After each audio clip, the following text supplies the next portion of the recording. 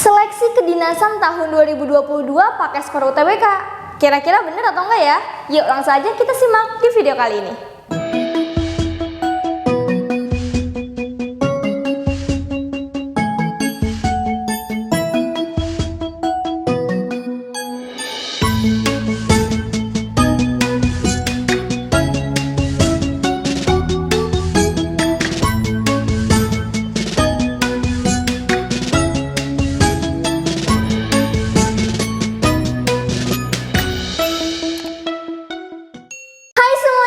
Di GP Media Channel.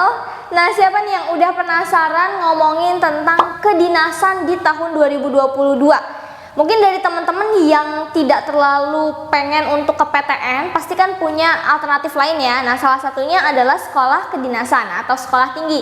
Nah, biasanya kalau seleksi kedinasan ini emang agak berbeda ya dari seleksi masuk PTN. Jadi kalau kedinasan ini nggak masuk ke SNMPTN ataupun SBMPTN. Tapi di tahun 2021 kemarin nih ya, udah ada aturan baru nih dari seleksi kedinasan. Teman-teman mungkin tahu ya, ada PKN STAN. Nah, ini Sekolah Tinggi Akuntansi Negara. Mulai dari tahun 2021 kemarin, PKN STAN ini memiliki salah satu syarat baru nih teman-teman. Apa syaratnya? Yaitu kalian harus melampirkan skor UTBK sebagai syarat administrasi di awal. Jadi buat teman-teman yang nggak ikut SBMPTN itu nggak bisa tuh ya daftar ke PKN STAN.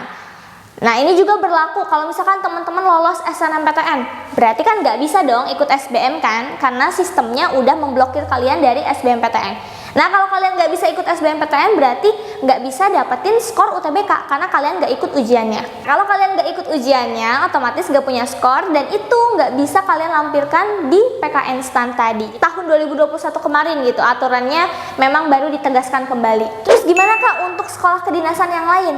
Nah, sebenarnya kalau sampai saat ini ya dari pihak LTMPT itu baru menginformasikan PKN STAN yang pakai skor UTBK. Tapi kemungkinan besar di tahun 2022 beberapa sekolah kedinasan lainnya itu bisa juga pakai skor UTBK. Oke, nah mungkin teman-teman juga masih bingung gitu kan, Kak, ini nanti skor UTBK-nya dipakainya tuh di mana pas di kedinasan?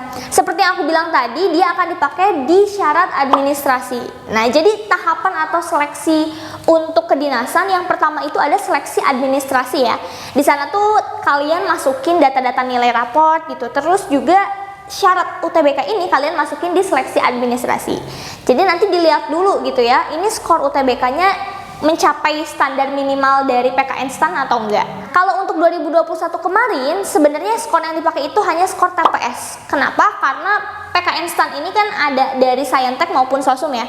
Jadi yang mereka pakai itu yang lebih universal, yaitu TPS. Nah, TPS ini rentangnya minimal skornya 600 ya. Jadi di administrasi itu kalau biasanya cuma lihat nilai raport, nanti akan ada nilai atau skor UTBK juga sebagai salah satu indikator penilaian. Kalau di sekolah kedinasan yang lain yang sampai sekarang belum pasti nih ya pakai skor UTBK atau enggak, memang itu hanya melihat nilai raport aja ya.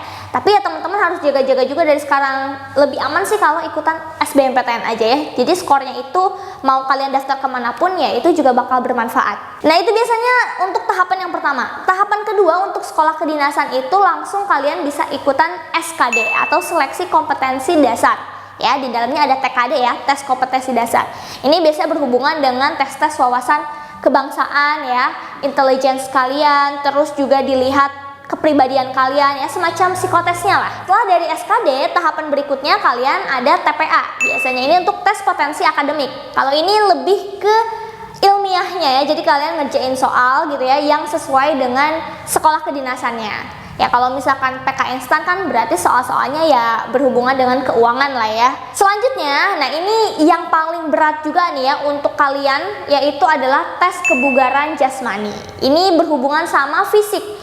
Jadi nggak bisa nih kalian secara instan gitu ya, nanti pas mau daftar, mau seleksi baru deh kalian siapin fisik kalian. Nggak bisa, karena tes ini yang kebugaran jasmani itu cukup sulit. Jadi kalian harus mempersiapkan dari sekarang. Misalnya nih, nanti kan tes fisiknya ada ya lari, push up, dan lain sebagainya. Itu kan harus dilatih dari sekarang supaya fisik kalian itu nggak gampang capek gitu ya. Ada standar masing-masing. Apalagi kalau misalkan kalian mau ambil kedinasannya itu akademik.